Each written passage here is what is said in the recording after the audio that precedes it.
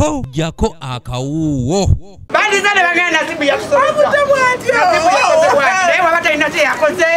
Ntiisa ebuutikidde abatuuze b'e Kazo, Angola, mu ggombolola y'e Kawempe bagudde ku mutuuze munnaabwe ng'attiddwa oluvannyuma omulambo gwe ne gusuulibwa mu mwala. Omwana wange abadde muto balage tabuuza ng'ayimiridde.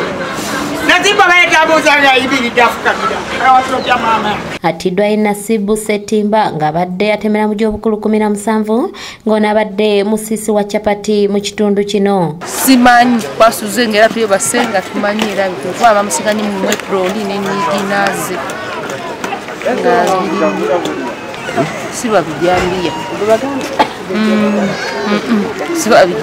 omulambo gwe gusangiddwa mwala era ng'abadde bakedde okugenda okukola be basoose okugulaba. Okusinziira ku batuuze, Ssettimba yasembyeyo okulabwako olunaku lw'eggulo n'emikwano gye naye ate kibabuuseeko okumusanga ng'attiddwa enkyayo olwaleero. Obuzibu bwavudde ku bazannyi b'amata abazaala kubanga gaago gonna galengere ne wali mu tugamba waliwo gwe battidde wali eri nafe okumutuukako nga mwana waffe wakazangola kubanga munaaye ffenna ekyekango tetumanyi oba bamusenge bamutidde mu nkuba yatandikidde ku ssaawa 3 tetukimanyi. Jeni Namukasa n'antebe w'ekitundu kino ategeeza nga obumenyi bw'amateeka buli olukya bwe bweyongera mu kitundu kyabwe wasinzidde okusaba abakuumaddembe okubayambako mu mbeera eno. Security tetujjaga nti nnungi nnyo ate simbi ekisande naye olw'ensonga nti kati bw'olaba gye tumujje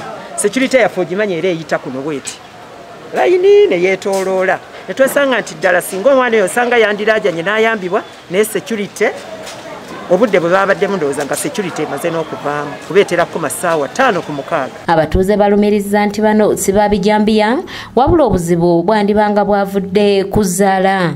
Naye oluvannyuma ennyo ne wabaawo omutamiivu azze n'atulaga nti yabalabyeko nga bazannya matatu ekiro atuluma n'azannya zzaala. Kyetusuubya nti osanga bafunye obutakkaanya ne bannaye oba ne beesanga nga balaba munnaabwe akoze eki kyetuteekakasa kuba tetwabadde wabweru wa nnyumba naye nga yensonga eyatambudde bweti.